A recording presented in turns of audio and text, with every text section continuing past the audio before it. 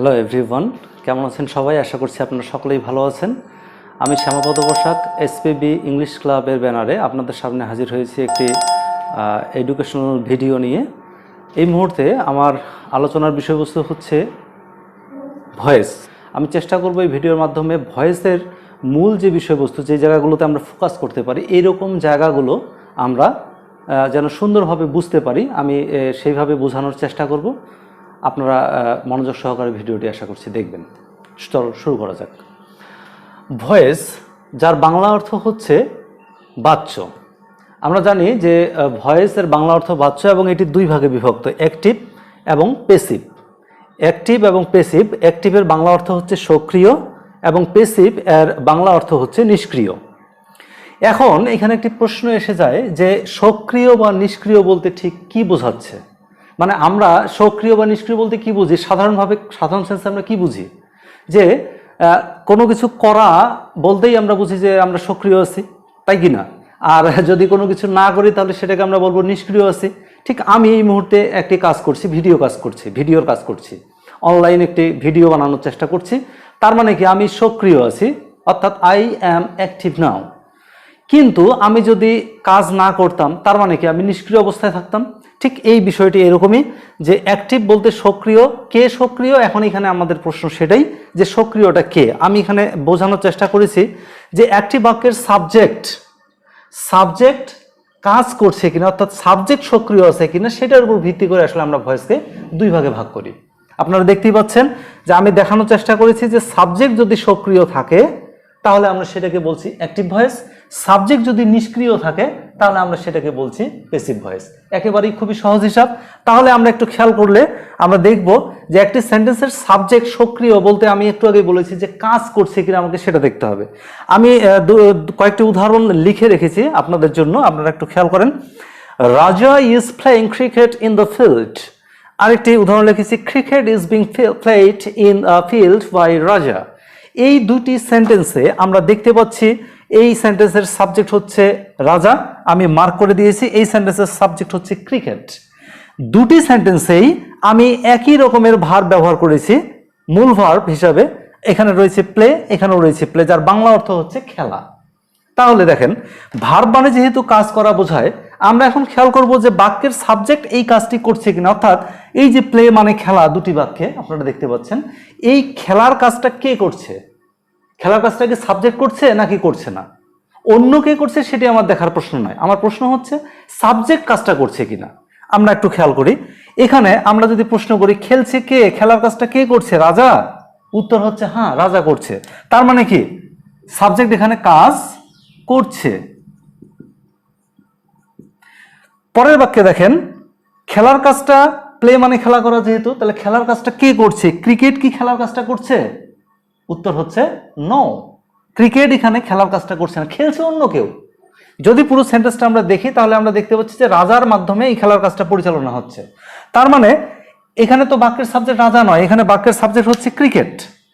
তাহলে ক্রিকেট যেটা সাবজেক্ট হিসাবে বসে আছে, সে কিন্তু খেলার কাজটা করছে না।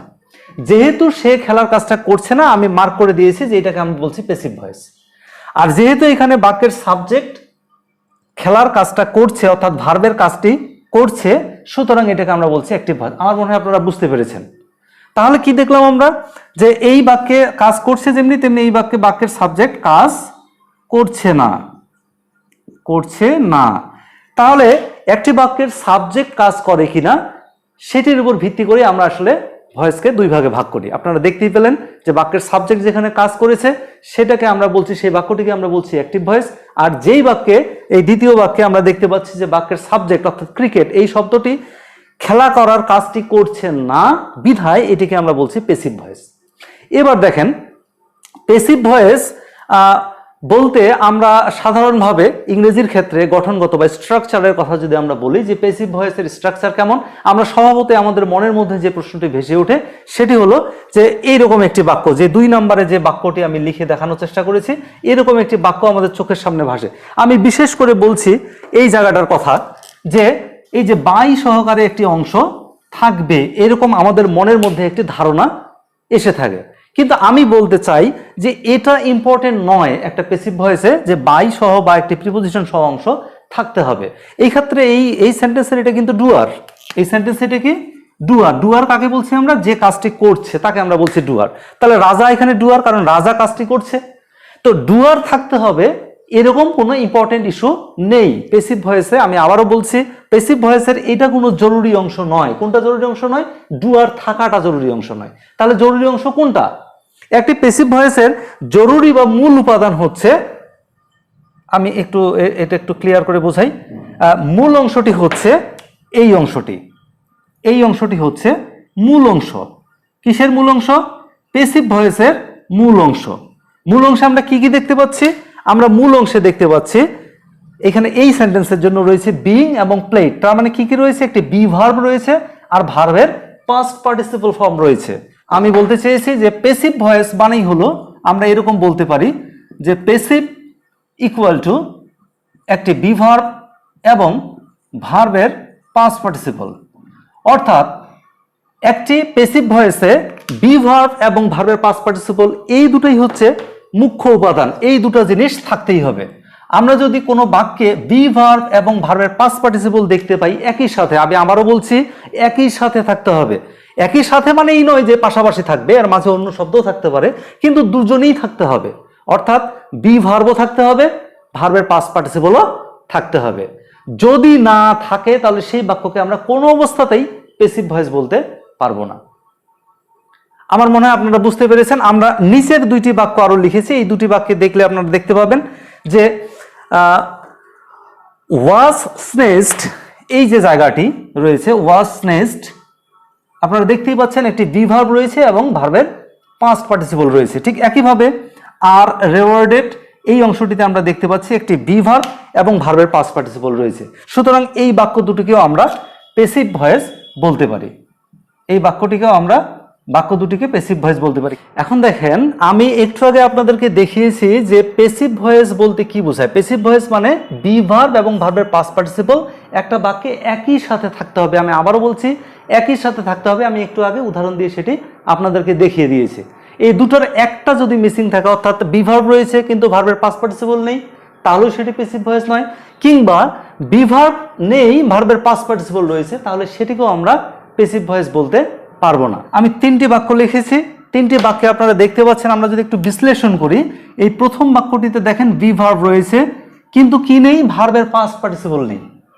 যেহেতু ভার্বের পাস্ট পার্টিসিপল নেই তাহলে এটি পেসিভ ভয়েস নয়। পরের বাক্যে আপনারা দেখতে পাচ্ছেন ভার্বের পাস্ট পার্টিসিপল রয়েছে কিন্তু বি ভার্ব নেই। তাহলে আমরা বলতেই পারি যে এই দুটি বাক্যের কোনোটি পেসিভ নয়। এই দুটির কোনোটি পেসিভ নয়। কেন পেসিভ নয়? কারণ উপরের বাক্যে বি ভার্ব রয়েছে কিন্তু ভার্বের পাস্ট পার্টিসিপল মিসিং, নিচের বাক্যে বি ভার্ব নেই, ভার্বের পাস্ট পার্টিসিপল রয়েছে। যেহেতু শর্ত ছিল যে দুটিই থাকতে হবে, এই দুটো বাক্যের কোনোটাতেই একই সাথে দুটি উপস্থিত নেই, সুতরাং এই দুটোকে আমরা পেসিভ বলতে পারছি না। এবার দেখেন নিচের বাক্যটিতে the man has been seen there, এখানে বিন হচ্ছে বি ভার্ব এবং সিন হচ্ছে ভার্বের পাস্ট পার্টিসিপল। যেহেতু এই বাক্যে একই সাথে দুটো জিনিসই উল্লেখ আছে, অর্থাৎ বি ভার্বও রয়েছে এবং ভার্বের পাস্ট পার্টিসিপলও রয়েছে, সুতরাং এই বাক্যটিকে আমরা বলবো এটি একটি পেসিভ ভয়েস। আমার মনে হয় আপনারা খুব ভালো করে বুঝতে পেরেছেন যে পেসিভ ভয়েসের মূল উপাদান যেহেতু বি এবং ভার্বের পাস্ট পার্টিসিপল, আর এটা যে বাক্যেই থাকবে সে বাক্যকেই আমরা পেসিভ ভয়েস বলতে পারবো। এখন আসেন যে এই যে পেসিভ ভয়েস নিয়ে আমরা এত আলোচনা করছি, অ্যাক্টিভ ভয়েস নিয়ে, পেসিভ ভয়েস নিয়ে, ভয়েস নিয়ে এত আলোচনা করছি, আসলে পেসিভ ভয়েসের ইউজটা কোথায়? আমরা কি পেসিভ ভয়েস আদৌ ইউজ করি নাকি শুধু গ্রামারের খাতিরেই আমরা করে যাই? আমার প্রশ্নের উত্তর হচ্ছে যে হ্যাঁ, আমরা মূলত দুটি ক্ষেত্রে পেসিভ ভয়েস ইউজ করি। আমি অলরেডি সেটা লিখে রেখেছি যে পেসিভ ভয়েস মূলত দুটি ক্ষেত্রে ব্যবহার করা হয়। কোথায় কোথায় ব্যবহার করা হয় দেখেন। এক নাম্বার ক্ষেত্র, আমি জানি না কাজটি কে করেছে।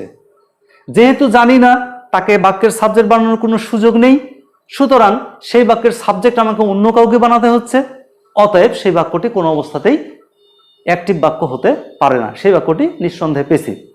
এটি একটি ক্ষেত্র যে তাহলে যে আমরা জানি না কাজটা কে করছে। আরেকটি ক্ষেত্র হলো আমি জানি কাজটি কে করছে, but that is not important যে কাজটি কে করছে সেটি ইম্পর্টেন্ট নয়, বরং কাজটি কি হচ্ছে সেটি আমার কাছে ইম্পর্টেন্ট, সেটি আমার কাছে গুরুত্ব পাচ্ছে বা আমি গুরুত্ব দিতে চাচ্ছি। এরকম যদি আমি ক্ষেত্রগুলোর কথা বলি, আমি যদি এরকম উদাহরণ দিতে চাই, আমি একটু আগে লিখেছিলাম আপনাদের উদাহরণে, আপনারা খেয়াল করেছেন যে মাই গোল্ড চেইন ওয়াজ স্নেচড ইয়েস্টারডে। এই বাক্যটিতে একটু খেয়াল করে দেখেন যে বাক্যের যে সাবজেক্ট বানিয়েছি মাই গোল্ড চেইন, কেন বানিয়েছি?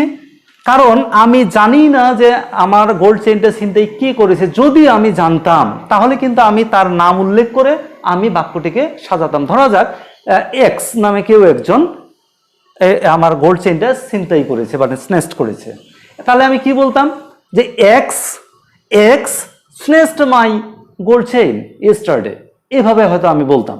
তার মানে কি আমি বোঝাতে চাচ্ছি যে আমি যদি জানতাম কাজটি কে করেছে তাহলে তাকে সাবজেক্টের জায়গায় বসিয়ে আমি বাক্যটি তৈরি করতাম। এটাই সচরাচর আমরা করি। আবার দেখেন এটা একটা ক্ষেত্র বলেছি যে আমরা জানি না কাজটি কে করেছে, তাকে সাবজেক্টের জায়গায় বসানোর সুযোগ নেই।